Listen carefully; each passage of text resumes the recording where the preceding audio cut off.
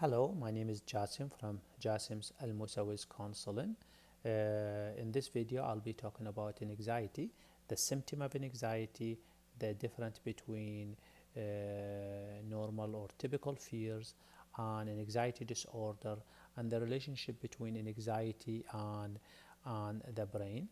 And also, we'll be talking about providing some example of type of anxiety. So what is anxiety? Anxiety is referred to as a condition of anticipations about the future. The person is thinking too much about the future.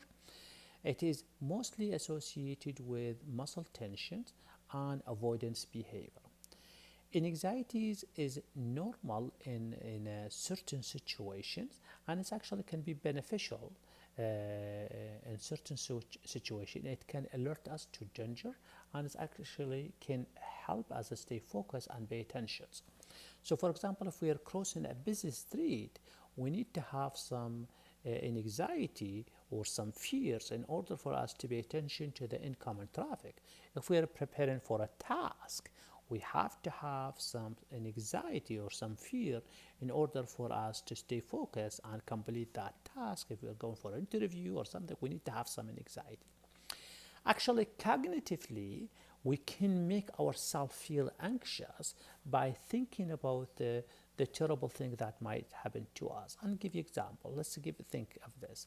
So let's say that you're sitting in a plane, and then as the plane started to roll down the runway, and you started to think the terrible thing that might happen to this plane. Your body gonna respond to that thought. As soon as you started to think, it's going to start to feel anxious, it's going to start to feel worried, and then you started to feel your body react to it. And we're going to talk about the symptom a little bit. Your body, your brain does not distinguish between real and perceived threat. So when you thought about the terrible thing that might happen to to this plane, there wasn't anything happening yet. You are sitting in the plane. The plane is just rolling. So the body respond to that because the brain does not distinguish between real and perceived. So we need to pay attention to really our perceptions and thinking. Okay. However, so really we need to differentiate between the typical anxiety. We need to think of that. There is a normal fears and an anxiety disorder. And according to the Diagnostic and Statistical Manual of Mental Health, edition 5, which is commonly referred to as a DSM-5, there is two things that distinguish typical fear and an anxiety disorder. The first one, if the worry is out of the proportion to the situation or age appropriate. And so, for example, if a person has some pain in their chest, and suddenly they started to think that they might have panic attack, they started to have like a heart attack. So it's little pain, it's really out of proportion, their thought is out of proportion for that little pain. So that's one condition. The second thing, if the anxiety or if the fear is actually hindering the person, preventing the person from functioning normally in their life. So for example, if the person is planning for a job interview and suddenly started to have some fear that the person started to think that they will be rejected, they will be judged, and then the person will avoid going into that interview. So as a result, this fear, this anxiety will hinder the person from achieving that task. So that are two the difference between typical fears and anxiety disorder. So we have two type of symptoms for an anxiety. We have physical symptom and we have psychological symptom.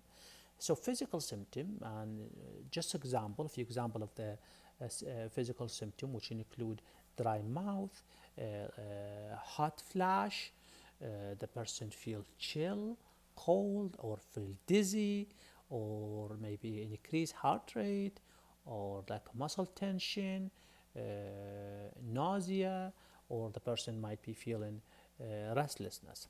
Psychological symptom, which is like worry, thinking too much, excessive worry. That's the psychological.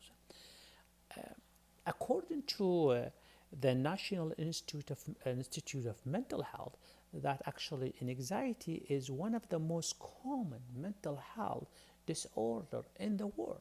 It actually can affect one of every 5 adults. That's a lot, but please don't be alarmed. you know Anxiety can be treatable. There's a lot of treatment for anxiety, which include medications, therapy, and I'll be exploring some of these type of treatment for anxiety in a later video. But please stay tuned, and maybe consult with your physician or a mental health therapist, and don't be alarmed. Yes, one of every 5, there's a lot, but there's a treatment for anxiety. We need to have some hope for that. So let's talk about the relationship between the brain and anxiety. In recent development in the technology and the medical field, it's actually show that our emotion has their own region in the brain, which is the limbic symptoms.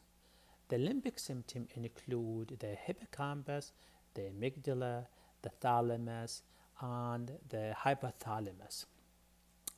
And this actually believed to be the region that handle all the emotions that we feel will be handled in that part of that brain, which is the limbic system. So let's talk about it. The thalamus, actually the central stations of processing all of the upcoming informations that enter into our brain from our senses.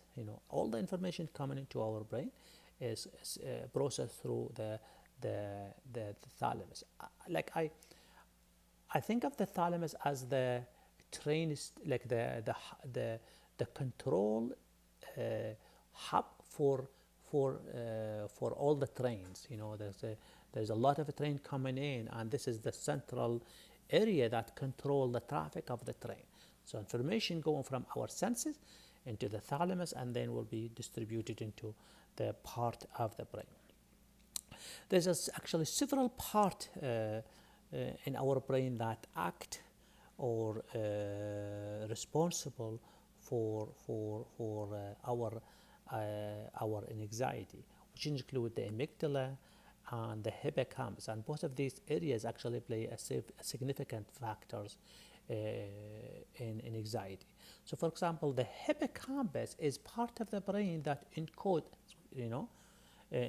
informations, store memory. So it's the hard drive for everything.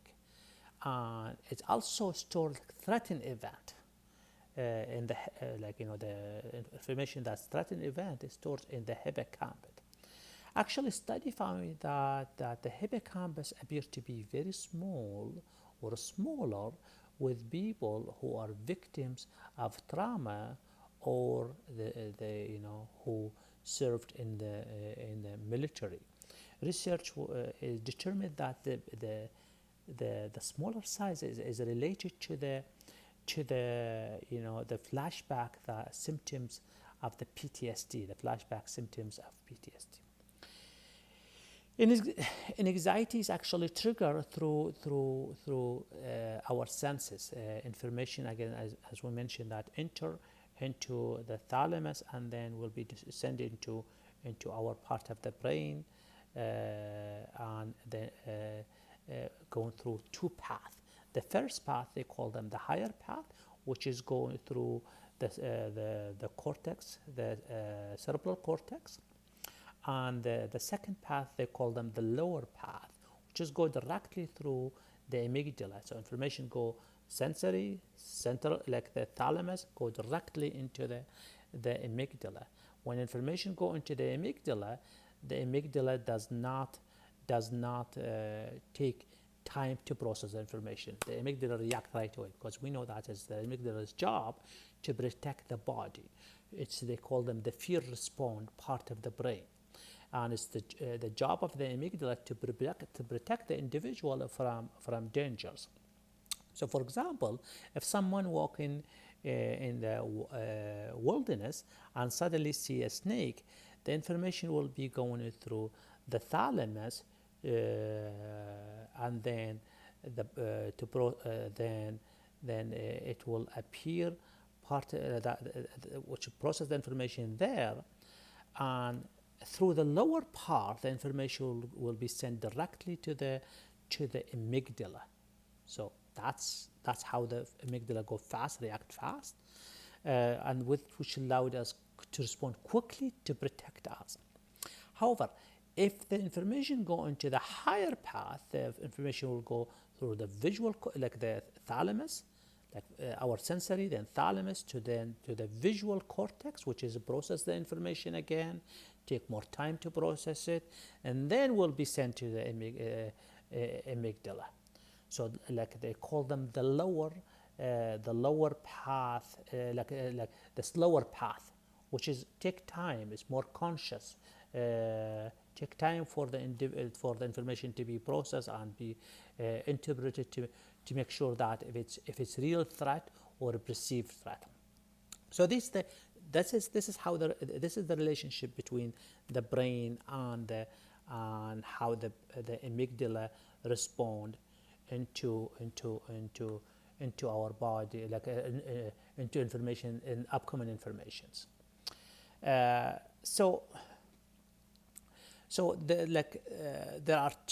a number of type of anxiety, but for this video, I'll be talking about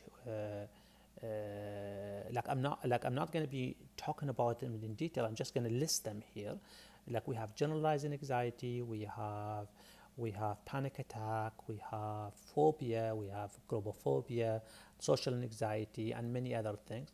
And we have a major thing also called obsessive compulsive disorder, oftenly referred to as OCD. So these are informations about anxiety. Hopefully this information is helpful. Please check us on our channel at YouTube, and also check the Facebook if you need any information. This is general information. This is not a therapy sessions. We're just giving this information to help create some knowledge about anxiety. And also then, really, I work mostly with minority group, and the reason for me I'm talking about this is to give people the courage to talk about how they feel, because we know that there's a lot of stigma about mental health, and we know that people really don't want to talk about mental health.